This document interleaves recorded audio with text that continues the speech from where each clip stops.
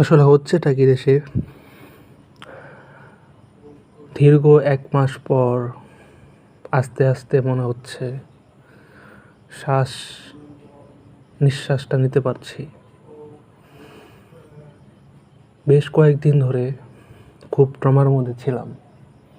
কি থেকে কি হয়, কি না হয়। অনেকেই শহীদ হয়েছে, অনেকেই তো সকালে উঠেছে, আজকে সকালে উঠেছে, পরের দিন সকালে যে উঠতে পারবে না সেই ধারণা তার ছিল না। যারা রাস্তাঘাটে আন্দোলন করছেন তারা তো আগে থেকেই বুঝতে পেরেছেন বাসায় নাও ফিরতে পারি, কিন্তু হঠাৎ করে যে অনেক মানুষ মারা গেছে আন্দোলনের বাইরে, ছাদে খেলতে যে রাস্তাঘাটে অহেতুক, আর একজন তো আন্দোলনকারীদের বিস্কুট দিতে